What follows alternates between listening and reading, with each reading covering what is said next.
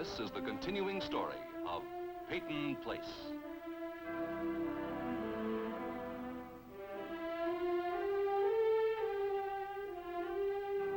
Starring Dorothy Malone as Constance Mackenzie, Warner Anderson as Matthew Swain, Ed Nelson as Michael Rossi, and Mia Farrow as Allison Mackenzie.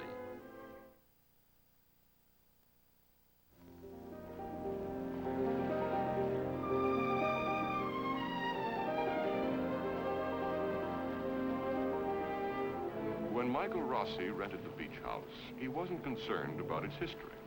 He simply liked the solitude, the atmosphere. But there are others drawn to the same house, though for different reasons. Come in. Thank you. Hello, Paul. Elliot? Am I interrupting something? No, not at all. I have to leave anyway. You've been more than hospitable, Dr. Rossi. Good night. Good night. Well, can I get you a drink? No, thanks. Did Paul have any special reason for coming here tonight? No, he just saw my light, decided to drop in. Strange young man. And he's troubled. Did he confide in you? Surprised you asked me that. You know, if he did, I couldn't tell you. Well, he's not your patient. I'm not talking as a doctor. All right, Rossi, I didn't come here for a doctor. I came here to see you. I'm trying to prove I didn't commit a murder here. More than that, I've got to prove it. Otherwise, well, prison or not, I'll never be free. And I think I've got a chance. Rossi, this is my house. You want me to move out? I've got to move in. All this time, you must have known I was coming home.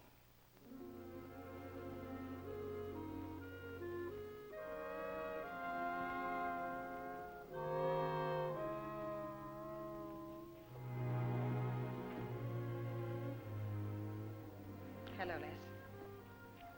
This is a pleasant surprise. Sit down, Julie. Sit down. Coffee? Black, half a teaspoon of sugar. I tried the house. They said you came back here. How's George? He's much better. The shock treatments are helping. I'm very glad to hear that. George knows that Greenvale is expensive. He's beginning to ask where the money's coming from. There's no need for him to know. It's part of Betty's settlement for the annulment. That is her settlement. That's all she asked, that you paid for George's treatment.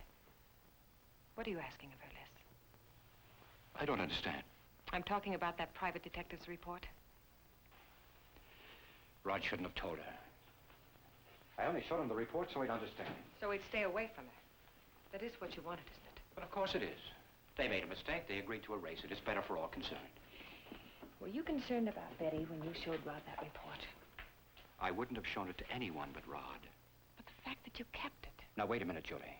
I have the report, yes, but I didn't dictate its contents. I can't be blamed for Betty's actions in New York. Betty was a frightened girl running away from a situation here in Peyton Place that she couldn't understand. A situation we helped create, Les. We've got to accept the responsibility for that. How? By letting them become involved again? By letting them alone. Well, I suppose you're right, but the damage is done now. I came here to ask just one thing, Les. No more damage. Not to my daughter.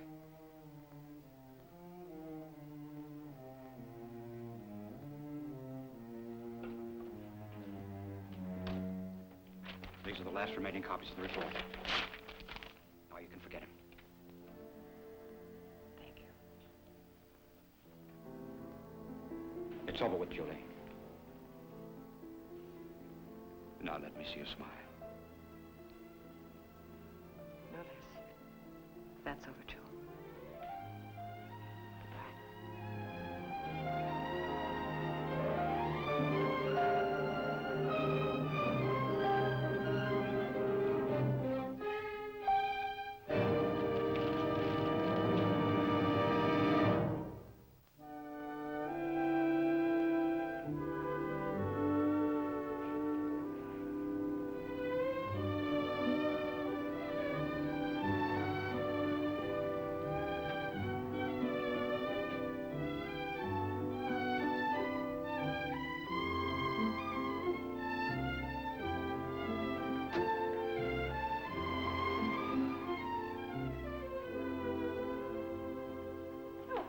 Rodney.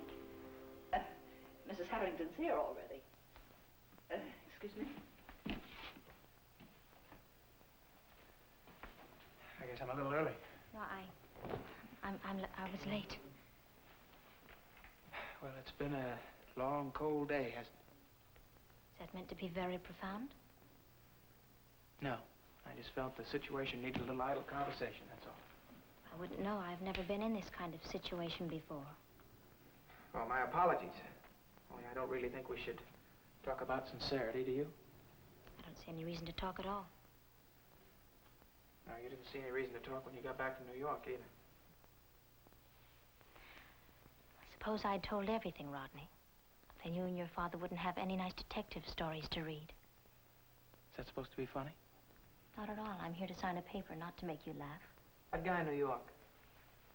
Did you make him laugh? Well, while you're both waiting, would you like to read this? No, I know what it says. Where do I sign, please? On the second page, I'll get you a pen. Yeah.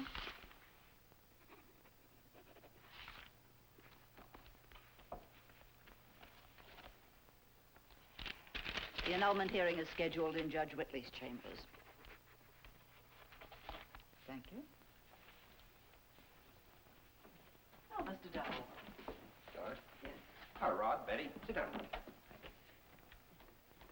Well, everything seems to be in order from a preliminary point of view. Have you both thought this over carefully?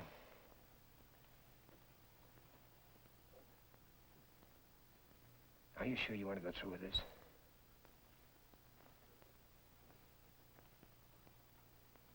Yes, we are, sir. Excuse me, it's done every day, isn't it, Mr. Dowell? Yes, I'm afraid so. Have you thought about grounds? Not the same as grounds for divorce, you know. Yes, sir, we know. Sir, there was fraud on my part. Then you want Rod to sue for annulment. He thought I was going to have the baby. He's to take the action. It doesn't matter. All right. Mr. Dowell, there are other grounds. Yes. I mean, Betty could sue for the annulment. If one of the parties was to refuse the obligations of marital relationship,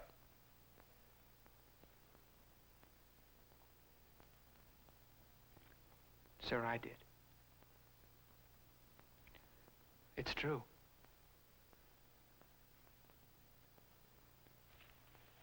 So may I please leave? yes, of course. You'll be notified.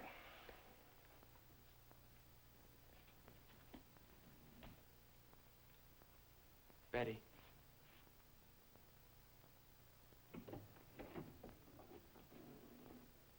Rod, no matter what the court says, your marriage will never be null and void. You know that, don't you? Yes. I know that.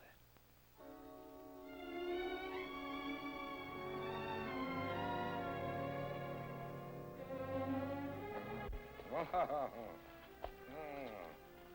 nuts, creams, fudges, caramels. Oh, boy. All these things get stuck in your teeth, and then more medical bills. Oh, decisions. Which one shall I start with? Oh, you have to choose for yourself, George. This isn't a box of chocolates. This is occupational therapy.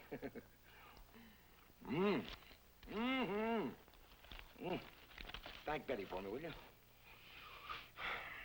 I wish she was here so I could thank her for myself. Well, she wanted to come, but she's looking for a job, and she had an appointment. A job? She just wants to keep busy. Oh, you mean for therapy? You could call it that. She doesn't need a job, does she? I mean, the Harringtons are taking care of her, aren't they? No, George. Betty didn't want any money for herself. Oh. Well, that's my baby.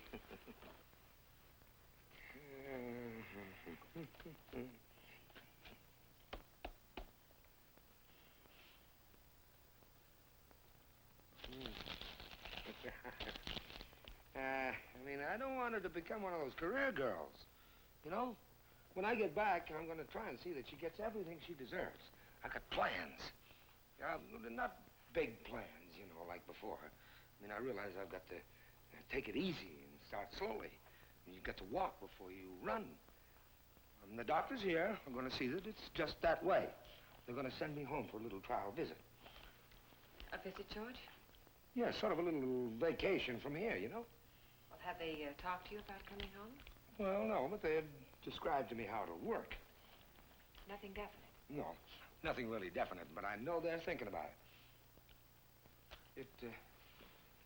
It'd be all right with you, wouldn't it, Julie, if I came home for a visit? Well, of course, George. I mean, as long as the doctors feel that you're ready for it. Yeah, well, they want to see how I do on the outside, and I want to do it right. You know, they say half the battle of getting well is wanting to, and I want to. I know that, George. I worry about the expense, though. Oh, George. You know, they won't even let me see my bill in here. I said to the doctor, look, forget the shock treatments. Just show me how much I owe you here. Look, will you please stop worrying about the money? I worry about us, too, sometimes, Julie. Sometimes I think you wouldn't want me to come home. You'd be better off without me. Look, you can't think that way, George. It just isn't true. It isn't really? No, we need you. Betty and I both need you. Oh, I wish you really meant that. Do you, honey? Do you really mean it? Yes, George. All right. All right, I'll get well soon. You'll see, I'll be home real soon. Good afternoon. Oh, hello, Doctor. George, would you excuse us now, please? It's all right. Bye now, and we do miss you.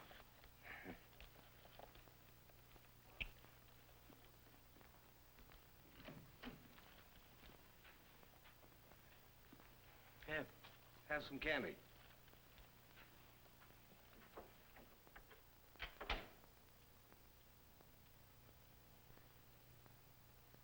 My husband is much better today, isn't he, Doctor? Yes, he's making good progress. That's what I wanted to talk to you about. At this stage in your husband's therapy, I believe he'd be benefited by a trial visit to his home. Oh, I see. I wanted to see what you would think of such a visit, Mrs. Anderson. Well, I want whatever's best for George, of course. Well, you see, the hospital environment is an unnatural one at best. Here, your husband is protected from all the outside pressures of life, the pressures that led to his breakdown. It's a little bit like living in a vacuum. Yes, I guess so. In the early stages of therapy, this is necessary. But as the patient begins to improve, it's important to restore the normal environment. By degrees, of course.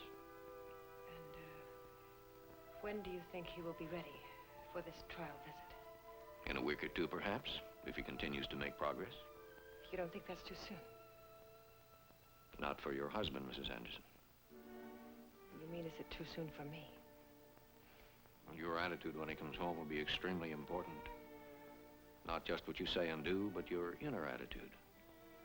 Now, he'll need patience, understanding, and most of all, love.